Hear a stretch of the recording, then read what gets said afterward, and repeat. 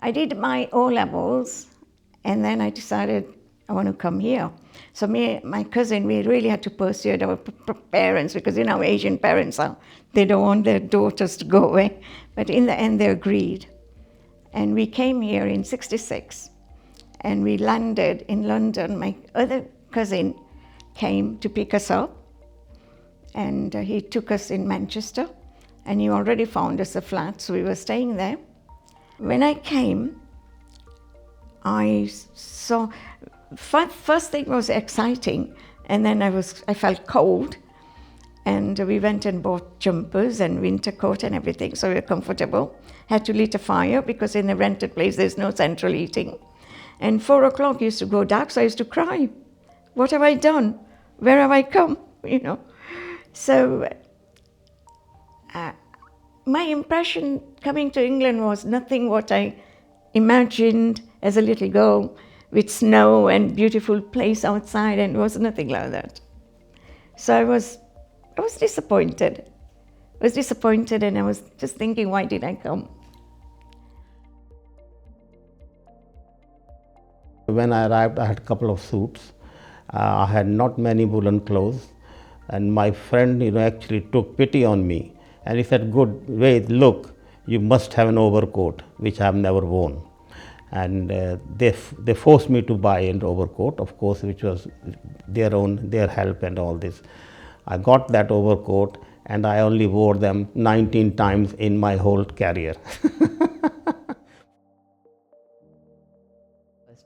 When my husband had his interview, and he said, I have to go to Nottingham. And I said, hang on, we used to read books about Robin Hood from Nottingham, and I thought it was a fictional place. So he said, no, it's a real place. So I just insisted, I want to come to Nottingham. So he said, it's going to be a long journey from Swansea to Nottingham. So I said, don't mind. So I packed up my baby's things and all, and we came to Nottingham. So the first impression of Nottingham would be in February of that year, 73. Yeah, Nottingham looked quite good, as good as Swansea. And those days the hospitals used to be on the Rope Walk, General Hospital, and that's where my husband's interview was. So I just had a look at the castle. I saw Robin Hood by my own eyes and realized, oh, this is real, it's not the storybook, see. So the Maid Marian Way and all those things I explored myself with the little baby, and look forward to coming to Nottingham. See, when I came here, I was only 19 years old.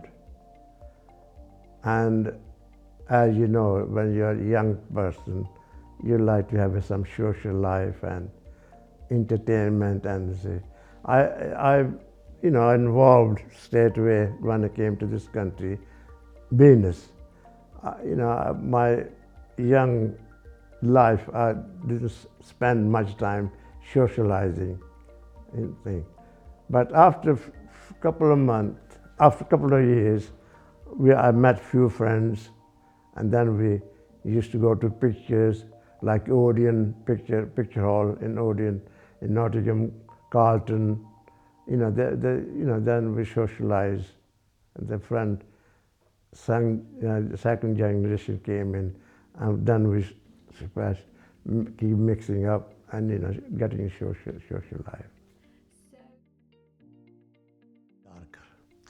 Once we went to Skegness for holidays, right? And we spent the whole day. Then night time, I used to call him Ajit. He was darker, and he was very good in speaking English, whereas I was not. And I asked Ajit, listen, we have to go back to Nottingham tomorrow, so we have to stay somewhere. He said, fine. I said, let's find a hotel.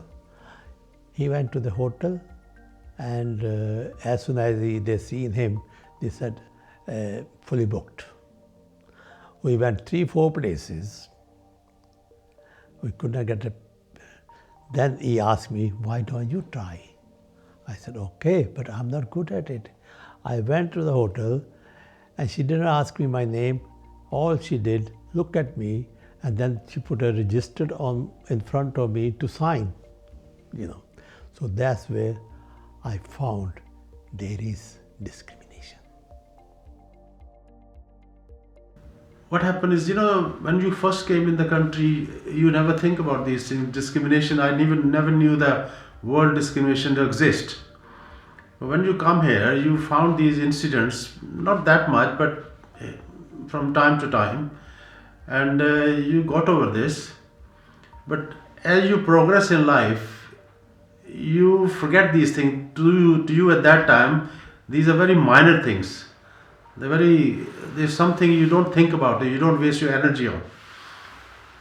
But as we progressed and become more wealthier, and then this complex went out of my system.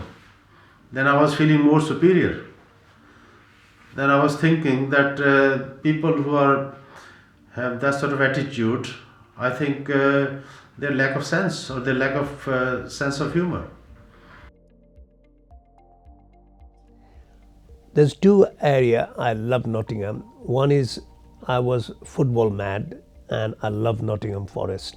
First time I went to see Nottingham Forest is 1974, and player called Duncan McKenzie, he was a striker, and I was the only non-white spectator in that stadium that day.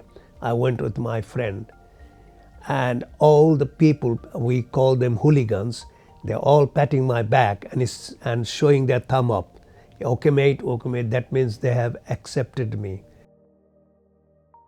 The first thing hit me when I came to Nottingham was that down Ilkeston Road, I saw a lot of people, 5 o'clock, a lot of people coming out. I said, what is this? A lot of people coming out. So then I learned that there was a bicycle factory here, and that is when people finished the war. That was a Raleigh bicycle. A Raleigh bicycle was like the BMW and Mercedes of today in the third world country. The Raleigh bicycle, oh great. Sadly, it's gone. Of course, then the other thing was strange was that because London we had a bath, you see, in the house, and they had a public bath. So you go there and you pay a few whatever. They give you a towel and a soap, and you just go there, and hot water and wonderful. That was something I saw first time.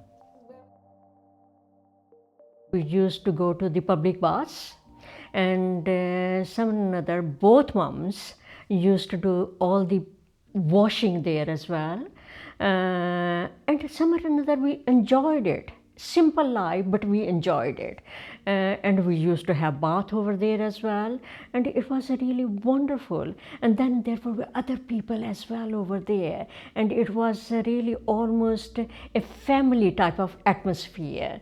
And we all got on well. It doesn't matter really if we had to use the public baths or not. It just didn't affect us then. Yeah. Like my neighbor had very nice white washing on the line. She said, go and ask her what she does to make her washing that white. So I went and asked that. She was a Scottish lady called Margot. And she says, oh, I have a washing machine. So then I came and told my mother-in-law, and then she asked my husband, we need to buy a washing machine. Because we had just moved there, and my husband said he wanted to have a fridge because the men wanted to have a drink in the evening. And we said, no, we want a washing machine because it will be washing clothes for the whole family. So then my husband got the washing machine and the fridge at the same time. When I got the job here, accommodation was one of the main things that came to my mind. And at that time, I just got hold of Nottingham Directory and found there Pakistan Friends League. So I telephoned them. Mr. Tabassum answered. I said, I don't have any contacts there. This is what my position is. Can you help? And he said, well, you come here and we'll see what we can do. And I came and I got sort of, they said, they were most hospitable person, he and his wife, and ultimately it turned out that his wife was also from Sialkot, my hometown in Pakistan, and they had 2 young children. So they, in a sense, gave me home, in a sense, and I stayed with them for the 2 months before I got the accommodation. What used to happen was that I would go back over the weekend, bring my wife, search around, go back, leave her, and then come back. After a while, we worked hard, and then we used to get a lot of stuff from India, lot of stuff, and wedding things and all that. And one day, people turned up from the castle. They came to the shop, and they said, we want to take something from the shop and display in the castle. See? And then they bought a nice red scarf, full embroidered, ever so heavy scarf, and they displayed the scarf in the castle. And that's the thing we said yes. We liked the castle when we came, and the scarf displayed there for a long time in the showroom there. When we used to go and see the castle, we used to go and see there's a sari center on it as well. I don't know if we can get hold of that picture long time from the castle. Maybe we can. And that was displayed there. And then I had an uncle who felt that it wasn't, again, a career that we as the girls in our family or our relatives should choose. And you have to question why. If you look back, the questions would be, you don't really see Asian police officers. You hear about police brutality. You hear about that will somebody, because obviously respecting my parents' wishes about arranged marriages, will somebody want to marry someone who's going to be quite independent in thinking, being in the policing and putting herself at risk. So there was a number of reasons why people may not think it was the right career path to choose. And I found the other student, they have a small stove. It's like a ring, and they cook on there. So I have no cooking experience. So they showed me that how easy it is. So that's another experience I find, that on the stove, a little pan, I used to boil rice, and the same, when the rice is boiling, I put an egg and potato in there. So the same time, they're also getting cooked. So once the rice, I have strained the water, and I get the egg and potato and put some mixed powder. It wasn't that great, but it was eatable. But slowly, my cooking improved, and I was living more healthier, and even invited other friends, come and eat with me today, see how is my cooking. So that's the journey started, how to cook and how to survive. Really. And then there are a lot of languages here in Nottingham: Hindi, Urdu, Punjabi, English, and that's what we liked about. Because for first 5 years, no one was there to speak Hindi with me. I used to miss Hindi. I used to miss my mother tongue. I used to miss the noise of Hindi. And when I came to Nottingham, I was so delighted to see the Hindi school. And as soon as I came here, because my mother tongue is Hindi, and so I just took my children to Hindi school. And the first day, the head teacher said to me, "Why don't you stay with the children instead of leaving there for 3 hours and coming back?" And I didn't know what to do because first time. So I stayed there, and second week she said, "Oh, well, you start teaching children." And I said, "No, I'm not a teacher. I know Hindi," but she said, "No, your Hindi is very good. You should teach." And I said, "Well, I'm not a teacher really." And she said, "We'll give you the training." And then I had the teacher training. first stage, and then I started teaching Hindi. To be honest, I'm a lucky person.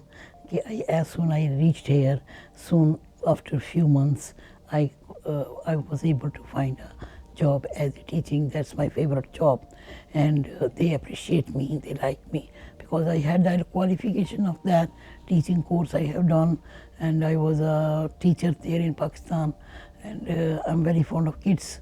So my attitude, my style, my things, they like it, and they keep me there for a long time, and I was happy. I'm lucky, and think if anything else is difficult for me to adjust myself, but in school, in such a class, I was very happy, and children are very fond of me as well, and I love them and they love me. I never forget that. Nottingham is my second home.